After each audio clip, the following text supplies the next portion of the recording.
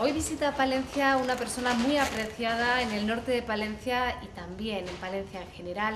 Hablamos de José María Peridis, un hombre que cogió las riendas de un proyecto apasionante que consiguió transformar una ruina en una verdadera obra de arte. Una obra de arte que ya lo era en su origen. José María, buenas tardes. En ese sentido lo tenía fácil, porque el monasterio, cuando yo era niño, tenía muchísimo encanto.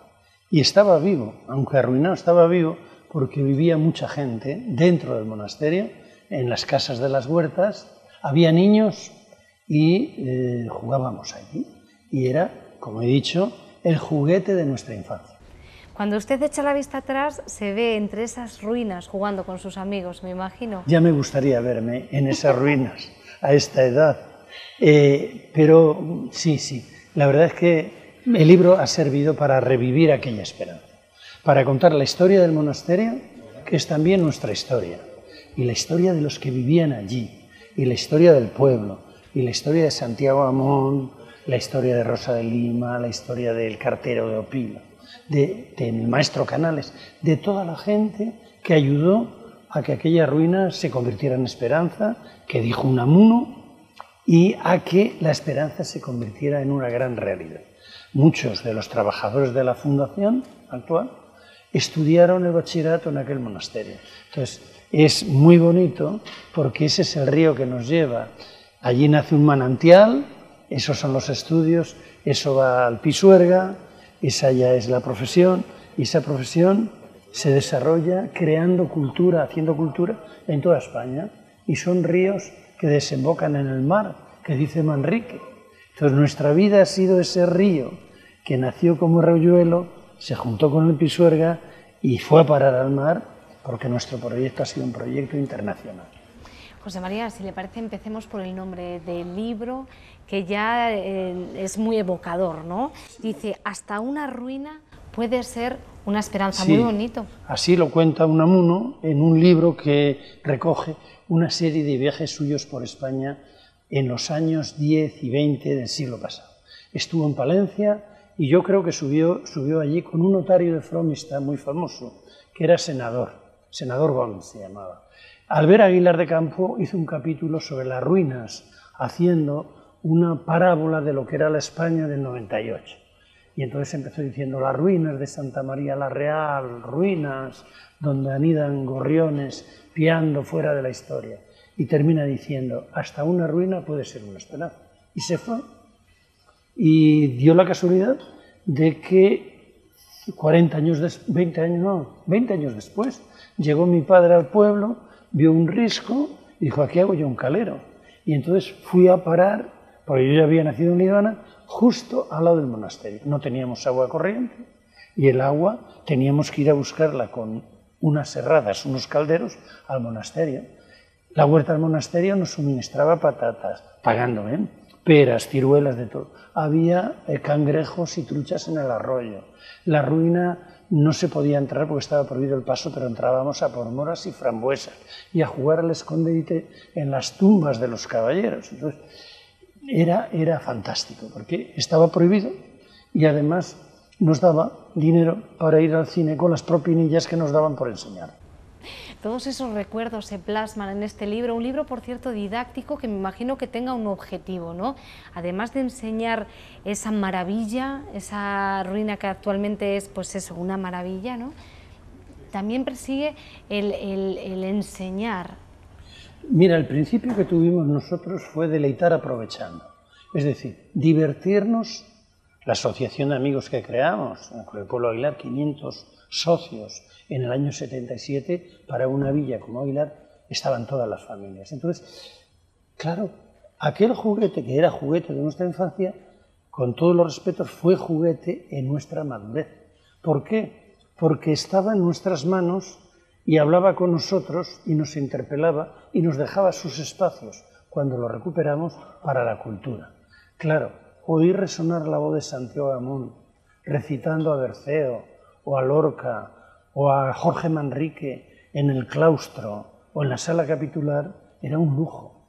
Traer a los músicos de la joven orquesta o a los solistas de la Orquesta Nacional era un lujo. Ir de romería al románico era un lujo. Era divertido, hicimos muy divertido y lo pasamos muy bien, logrando su recuperación y de paso la recuperación del románico de toda la zona. Hay que vincularlo, efectivamente, ¿no? Defensor Era un del todo, románico. era un territorio medieval, muy poco transformado en cuanto al paisaje, con pequeños pueblos, unos muy cerca de otros, que todo el mundo conoce en Palencia, colinas con una iglesita o una ermita en la cúspide, y era un paisaje modelado por la mano del hombre en la Edad Media. Y ahí está, ese paisaje con esos pueblos y esos monumentos. Entonces tuvimos la suerte, yo tuve la enorme suerte, de vivir una experiencia que ni siquiera Proust ha vivido. Él va en busca del tiempo perdido por el recuerdo, escribiéndolo. Y nosotros hemos ido en busca del tiempo perdido y lo hemos recobrado y hemos vuelto a nuestra infancia para restaurarla. Mayor hallazgo no puede haber en la vida, porque es que en alguna medida, siendo adulto, vuelves a tener la mirada de niño, juegas como un niño, te diviertes como si fueras un niño y de paso haces un trabajo de restauración, recuperación de un monumento que te lo agradece y que te da en compensación mucha felicidad a lo largo de toda tu vida. Para usted es como, digamos, entre todos sus proyectos, ¿no?, que ha hecho posteriormente en la Fundación Santa María la Real, me imagino que la recuperación del monasterio sea, digamos, ese hijo predilecto, ¿no? Bueno, es el meollo de mi vida. O sea, yo le debo al monasterio, cuando la gente dice, oye, ¿qué has hecho? Me ha hecho más el monasterio por mí, por nosotros, porque me ha dado tanto, todo lo que soy se lo debo en gran medida, incluso probablemente la profesión de arquitecto, ¿no? Porque qué duda cabe que un niño que ha jugado allí queda impregnado por aquello, una sensibilidad para el arte y para el patrimonio, y luego la suerte de contarlo de viva voz a través de las series de televisión, en este libro, etcétera. Entonces, pues me ha hecho arquitecto, me ha hecho caricaturista, porque el románico tiene ese encanto, y me ha hecho narrador y escritor inclusive, porque me metí a escribir mi primera novela para contar un poco la aventura del monasterio cuando vinieron los frailes y echaron a los clérigos que había allí, ¿no? Los premonstratenses, que fueron los que hicieron la gran obra, ¿no? A lo largo de su trayectoria ha escrito muchas novelas. No, dos nada más. Dos. Voy por la tercera, pero dos. La han dejado parada, me comentaba antes. Por culpa del libro. Por culpa de este libro, que hasta el momento me decía, y no sé si me permitirá decirlo públicamente, que es su preferido. Bueno, no es que sea mi preferido. Yo tenía un compromiso personal, porque uno cuando restaura o recupera un bien tiene que dar cuenta de lo que ha hecho y por qué lo ha hecho. Y eso era algo que yo iba aplazando año tras año, pero sabía que tenía una obligación, conmigo mismo, con el monasterio, con el pueblo de Aguilar, para pues contar la historia, que es nuestra historia, engarzada y metida en las rendijas de las piedras del monasterio. Nosotros ya formamos parte de la historia del monasterio, y el monasterio dará fe de nosotros, de que estuvimos allí y de que fuimos médicos y le adoptamos y le curamos. Y él nos dio muchas satisfacciones. Además, a raíz de este monasterio, de lo que allí se hizo, surgieron proyectos importantísimos que luego se han exportado a todo el territorio de todo el mundo. Y de todo el mundo. Hablamos de esas escuelas taller, ¿verdad?, que ahora se han transformado en esas lanzaderas de empleo. Me imagino que uno se sentirá orgulloso, ¿no?, de haber conseguido pues aunar empleo, cultura, desarrollo personal, formación que al inserción final profesional, sí. No es la sensación de orgullo, sino de hacer lo que había que hacer, porque las escuelas taller se hicieron un momento, como ahora con las lanzaderas, que había mucho desempleo y que la gente decía algo habría que hacer, y nosotros nos dijimos, si los jóvenes están en la calle, ¿por qué no van a un bien cultural con licenciados en paro y viejos artesanos y recuperan el bien al servicio de la sociedad? Aprenden un oficio, se escolarizan, trabajan, cobran y pues resuelves tres necesidades a la vez, ¿no? Mira, yo estoy muy contento de que ahora mismo en Colombia, después de la paz, el presidente Santos haya escogido las escuelas taller como herramienta de paz para Colombia. Y que ha habido escuelas taller y están en la que sus participantes eran de la guerrilla, paramilitares y sicarios. Y sin embargo se han redimido trabajando, encontrando un oficio, restaurando su patrimonio y siendo útiles a la sociedad, que es la virtud que tiene el patrimonio, nos hace a todos mejores. Sacar lo mejor de mí mismo, ese mejor de ti mismo que tú ni siquiera conoces.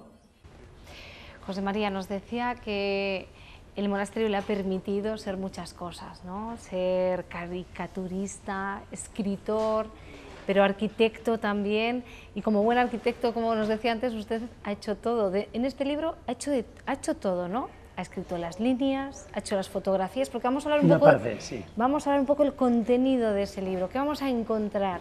En el libro hay dos partes: la ruina en blanco y negro, y cuando viene la música, que es buena para las piedras, aparece el color. Y que hay pues un testimonio por capítulos de los eruditos que lo visitaron y hablaron de él, de la desamortización, de ciertos personajes de Aguilar que fueron determinantes en la asociación, de Santiago Amón, de las escuelas taller, de lo que fue, de lo que costó recuperarle y de cómo se hizo, y de las consecuencias de aquella recuperación para el propio monasterio, para el pueblo de Aguilar y para toda la sociedad. Bueno, nosotros esperamos que este libro consiga llenar las estanterías de muchos hogares para que puedan disfrutar de un elemento cultural, arquitectónico, como es el monasterio, y saber su historia. Y no sé si nos puede adelantar un poco en qué está trabajando. Esa novela que ha aparcado... Pues es la continuación de las anteriores. Es un momento muy importante de la historia medieval de España, el que hay cuando se pasa del románico al gótico, se empiezan a construir catedrales y se acaba la Reconquista. Dicen los Reyes Católicos, la Reconquista la acaba Fernando III. ¿Por qué razón? Pues porque toma Sevilla y llega hasta la costa y deja el reino de Granada como reino vasallo que pagaba unos tributos enormes y que permitía el comercio con África. Y entonces les dejó permanecer en ese reino y bueno, allí estuvieron 250 años más, pero prácticamente la Reconquista la acaba en el año 1245 Fernando III el Santo, cuando llega hasta Sevilla. Estaremos muy pendientes de cuando salga esta novela. Ahora, a mí me encantaría estar hablando con usted otro rato largo más, pero ya empezamos a oír la gente que viene para firmar estos ejemplares y es la presentación de su libro. José María Pérez Peridis, gracias por atendernos, un placer. Gracias a vosotros por haberme dedicado tanto tiempo y un saludo a todos los palentinos. Gracias.